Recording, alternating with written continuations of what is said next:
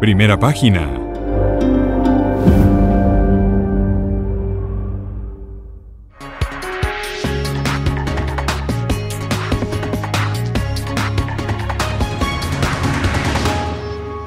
Siete, 14 minutos de la mañana, sigue con nosotros el diputado de la Asamblea Nacional, Freddy Superlano. Diputado, conversamos en el corte anterior sobre una posible transición. ¿Cómo llegar a ella según la oposición? En este momento ya hay un cronograma electoral. El próximo 22 de abril, ayer el presidente Nicolás Maduro lo repetía, va a haber elecciones con o sin oposición. Sí, creo que el gobierno ha diseñado esto para que esto pase así.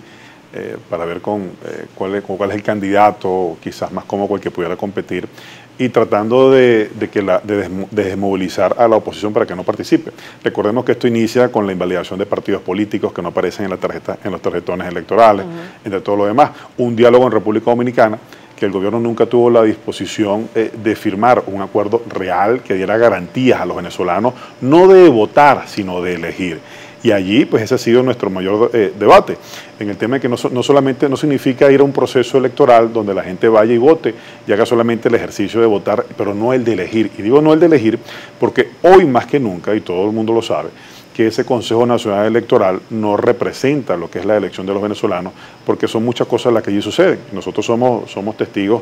Te podemos hablar con toda la propiedad de lo que allí se habla, ¿no? No solamente es un tema de ventajismo, son que a medida que va pasando cada proceso, el gobierno va perfeccionando su sistema electoral y su modelo, pero para arrebatarle el triunfo a los venezolanos. Y te quiero decir a los venezolanos que no están con el gobierno. Y precisamente nosotros desde Voluntad Popular, que es donde yo te puedo hablar, decidimos no participar en el diálogo, nos levantamos inclusive antes de que este llegara a tener su punto final, cuando las partes dijeron que no hubo acuerdo. ¿La mesa en Dominicano oxigenó al gobierno?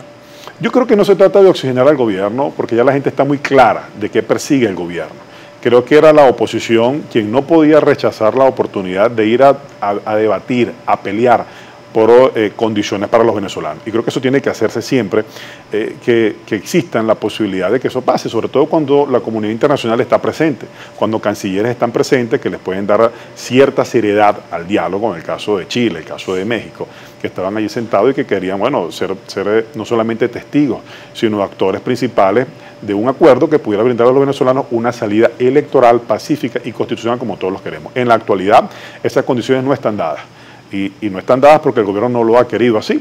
El gobierno sin duda alguna no quiere competir en unas condiciones que sean medianamente transparentes, porque sin duda alguna saldría derrotado en un evento electoral. No como diputado ni como dirigente político, como ciudadano, ¿se debe participar o no? No se debe participar en esta farsa electoral. Esa es una posición muy particular en este momento, pero no se debe quedar solamente hasta ahí. Debemos nosotros, en este caso, como factores de la unidad, de la oposición, crear un frente amplio que vaya mucho más allá de los partidos políticos. Yo lo dije una vez aquí, por cierto, en esta misma entrevista, si tenía la MUD que reinventarse, ¿no? En este caso creo que más allá de la MUD son todos los factores políticos del país. Los que queremos salir de esta crisis que tenemos hoy en día los venezolanos, tenemos que articular una unidad nacional que vaya mucho más allá de los partidos políticos, que la lucha no sea por un candidato presidencial, sino que la lucha sea para conseguir condiciones que le permitan a los venezolanos elegir de verdad que debe ser el nuevo conductor venezolano. Porque ese mismo discurso tiene tiempo, se ha hablado de una unidad cierta, de incluir a todos los sectores, incluir a los gremios, incluir incluso a la misma iglesia, pero se habla y todos los partidos por separado lo han dicho, pero ¿por qué no se ha logrado ese punto común? Yo creo que no se ha logrado en el pasado, pero sí está muy pronto a lograrse. Y creo que existe un consenso para eso, porque los distintos factores políticos, sobre todo los de mayor peso en Venezuela, han ido hablando con ese mismo discurso sin necesidad de que se hayan sentado para delinear las líneas gruesas de acción, pero todos coinciden con eso. Y creo que muy pronto, Dios mediante, sea esta en las líneas de acción que van a tener la oposición venezolana, los factores de unidad en Venezuela. Yo creo que así estamos apuntando todo. Creo que la Iglesia Católica ha hecho un aporte significativo y bastante importante. Creo que también los empresarios han marcado más o menos una ruta que coincide con la ruta política electoral que nosotros queremos definir y que tenemos que seguir en los próximos días. Ayer Henry Ramos Ayub, secretario nacional de Acción Democrática, decía que nadie puede ir en contra de la unidad. Si la unidad decide pues no ir y hay otro candidato, ¿cuál sería la lectura que se le daría? Cualquiera que sea. Bueno, yo no quisiera creer que son colaboracionistas con el régimen, ¿no? Pero quizás esa va a ser la lectura que le va a dar la opinión pública, porque precisamente si los factores de oposición están marcando la ruta del por qué no, ir, de no participar, entonces si los otros lo hacen a sabiendo lo que está pasando, pues entonces sería una pregunta que sería muy importante que ellos respondieran y que la misma gente les comenzara a hacer esa serie de preguntas a las distintas personas que han manifestado ser candidatos con o sin unidad. Lo que sí es cierto es que se está dando en este momento, pues aunque como tú lo dices, un consenso que se viene articulando, ¿no? Producto de que las posturas son muy parecidas. Tenemos nosotros en este momento entonces que hilar muy fino entre los distintos factores, inclusive distintas personas que tengan aspiraciones a ser presidente de la República, que no es cuestión de hacerle una crítica como tal, sino que personas que lo vienen haciendo, bueno, que le presenten al país una propuesta unitaria, un frente amplio que vaya mucho más allá del tema electoral y que la lucha, que la consigna sea precisamente por conseguir condiciones para nosotros poder transitar ya una transición que le pueda brindar al pueblo venezolano una salida de la crisis que tenemos en la actualidad. Con este modelo sería imposible a nosotros poder salir de la crisis que tenemos. Diputado, en el pasado reciente la gente le exigía a la oposición pues una propuesta, se exigía adelanto de elecciones y por supuesto pues un candidato que al menos tuviera la intención de resolver los principales problemas, que es el hambre, la inseguridad y bueno, el alto costo de la vida. En este momento la oposición dice que el gobierno tiene el descontento de la gente y el mismo gobierno dice exactamente el mismo escenario para la oposición y ciertamente hay una falta de credibilidad y la gente lo expresa a través de redes sociales en contra del liderazgo opositor. ¿Cuál es la estrategia para levantar eso? ¿Cómo pedirle a la gente que cree que la oposición le hace el juego al gobierno que vote por ustedes o que crean ustedes otra vez? La estrategia es la unidad. Y fíjate que el bien más preciado dentro de los factores de oposición en el país tiene que ser la unidad. Una estrategia unitaria. Que le diga a los venezolanos no solamente, mira, no vamos a votar, o que le diga a los venezolanos no solamente, mira, no vamos a participar en una farsa electoral, sino que le diga a los venezolanos, esta es la ruta para nosotros recuperar la democracia en Venezuela. Y esa ruta tenemos que diseñarla lo más pronto posible. Yo sí creo, el llamado que le hacemos nosotros desde acá es a los distintos líderes de los partidos políticos de la oposición, es a que le demos celeridad a esa postura que el pueblo venezolano está esperando. La gente lo que está esperando es dirección, más que todo para ver cuál es el camino, cuál es la ruta que tenemos nosotros que seguir.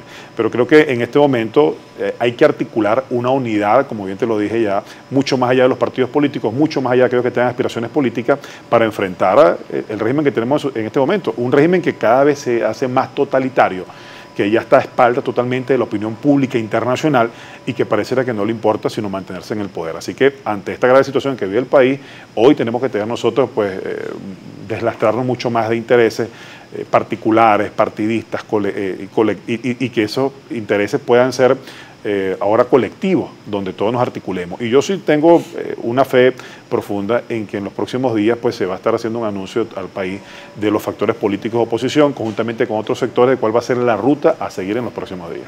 Precisamente la gente tiene muchas preguntas para usted, diputado. @mbueno le dice lo siguiente: ¿cómo llaman a la abstención si ya pagamos bien caro ese llamado cuando en el 2005-2006 la Asamblea se oficializó y fue el inicio de una radicalización? Porque se trata de eso, de no solamente quedarnos en casa y no participar, sino qué podemos articular o qué tenemos que hacer, cuáles son las exigencias que tenemos que hacer nosotros en los próximos días. Y eso pasa, y tenemos nosotros que ser muy responsables en esto, inclusive por articular de nuevo las protestas.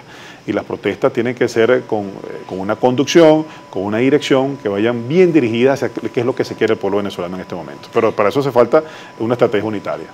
Por acá le dice Luis Guzmán: el señor Superlano no dice la verdad. El trabajo de la Asamblea Nacional se basa en hablar entre ellos por el celular y nunca han presentado una sesión televisada. Este pueblo despertó.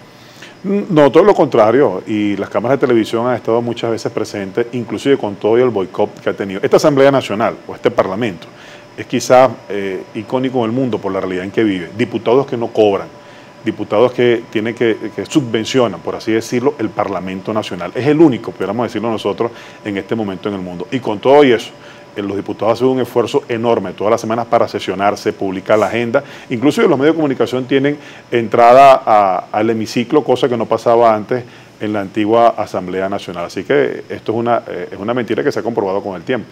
Por acá le preguntan Marlene Montilla, ¿por qué no llegan a un acuerdo de un candidato único por consenso para así evitar que los votos se rieguen? Creo que la no participación sería peor. Nosotros más que un candidato único sería buscar una persona que pueda conducir en este momento la crisis en la que tenemos en la actualidad. Creo que hace falta unidad y dirección, unidad de mando y direccionalidad en los factores de oposición en el país. Creo que eso sí es algo que sí podemos resolver, es el planteamiento que han hecho también otros factores políticos y que estaríamos nosotros en los próximos días pues anunciándolo también. Tengo que ya despedir la entrevista, diputado. ¿Cuándo, y volviendo al tema de los casos que va a investigar la Comisión de Contraloría, cuándo se pudiera presentar un primer informe? Este miércoles nosotros lo estaremos haciendo desde la misma comisión, ya estaremos presentando un informe acerca de lo que está en proceso, de lo que se va a reabrir. Por ejemplo, hay unas investigaciones que queremos hacer nosotros con los 3 años donde Nicolás Maduro y Delcy Rodríguez estuvieron en la dirección también de PDVSA, pertenecían a la dirección de allí, y por supuesto algunos ministros que están implicados también. Mira, yo no quisiera pasar el programa sin recordar que un día como hoy fue preso Leopoldo López, ¿no?, que se entregó a aquella justicia injusta. El día de ayer fue muy polémica las declaraciones de la fiscal, sí, cuando ella pues reconocía que había tenido presiones de quien era presidente en aquel entonces de la Asamblea Nacional, Diosdado Cabello, y quien hoy en día pues uno de los operadores y representantes políticos de este régimen.